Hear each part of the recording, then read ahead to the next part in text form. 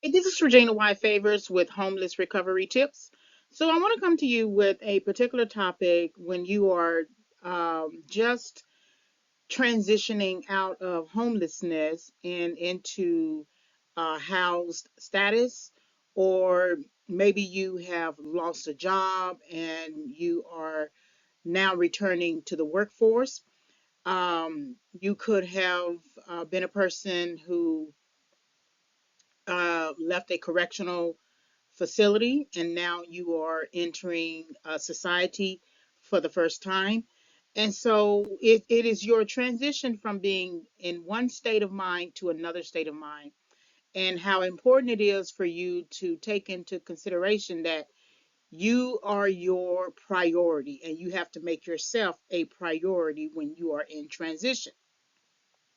And homelessness doesn't always mean physical homelessness. It could also mean emotional homelessness. It could mean financial homelessness. Whatever homelessness means for you, considering your transition, I want you to think about the importance of not helping people before your season. Remember, again, you are your priority.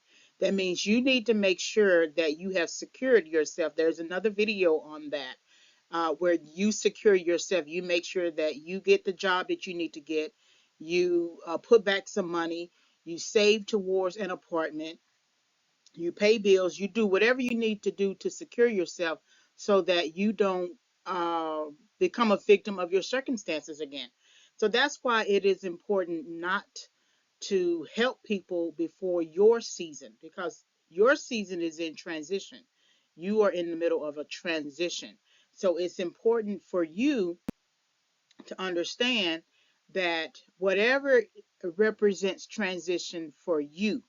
So, for instance, if your transition is to you are moving out of a friend's house or a family member's house or any other type of housing status into your own apartment, it doesn't make any sense to now bring somebody into your space while you are still in transition, because you don't know what that person is going through. You don't know what their transition issues are.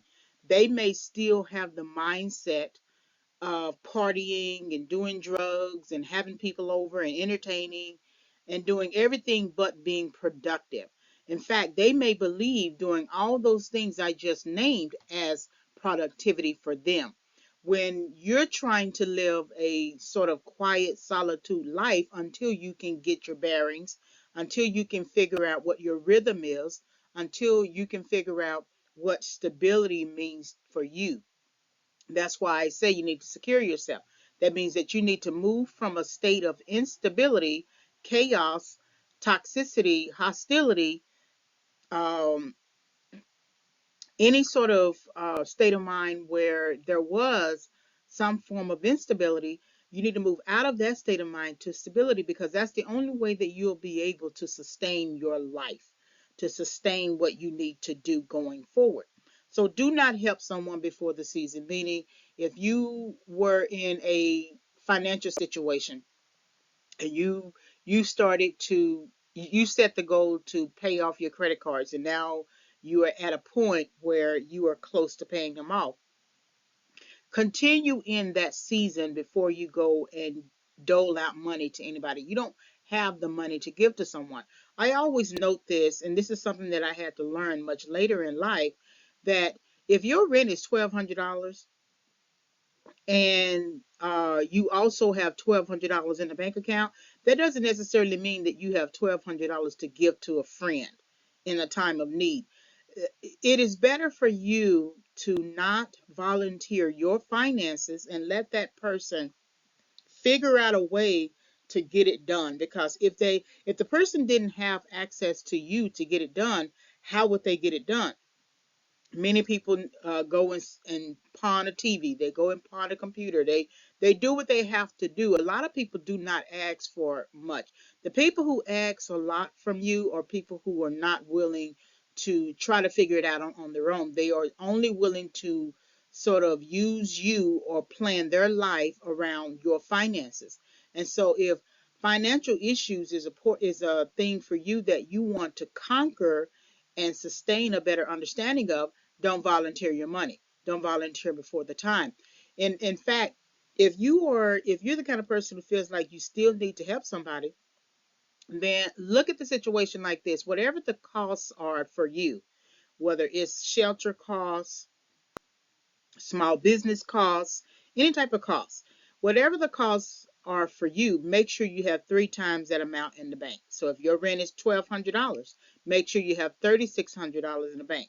Once you have 3,600, you look at your excess. If you have an additional uh, $100 to $1,000 in the bank beyond that, and you know you have already met many of your other shelter costs, then you can look at that amount and say, what are you willing to give from that amount? But if you give your rent over, which is just a month in advance, over to someone, and you lose your job, you don't have your rent. But if you have three times that amount in the bank and something happens, and you lose your job, you still have at least 3 months to try to find another job, and you can still pay your rent. uh, Pay attention to people who sort of live vicariously through other people. They have this carpe diem style of living where they just take whatever comes to them in the moment. You cannot base your life, you cannot base your finances, you cannot base the seasons in life that you will encounter on a carpe diem uh, lifestyle. Because think about it, the people who always live like that, who live for the day, never plan anything, wanderers or whatever, those are the people who always end up having to come live with you, meaning that they are now homeless in your home, in your house. And so you want to be sure that you have secured yourself. You do not help anyone before the season. You do not spread yourself thin just because you were able to get out of a situation. You cannot feel guilty about your transition. You can't feel guilty about your transition. If I don't say anything else, you can't feel guilty about your transition. You have every right to live in the home that you have worked hard to get. And now you have to work even harder to keep it and to sustain it. And if you let someone come and live with you before your season, before you even understand your own freedom, your own ability to live in a home and stay in a home, is going to interrupt your progress. And you want to take time to build up a savings, build up, fix up your house, actually uh, bring furniture in, decorate, do whatever you need to do for you. Put a bed in there. Don't don't don't take lying down on the floor as the only option. You can always get some rails, a couple of mattresses, and start from there. And so that's why you don't want to give your money over, because you need all of your money.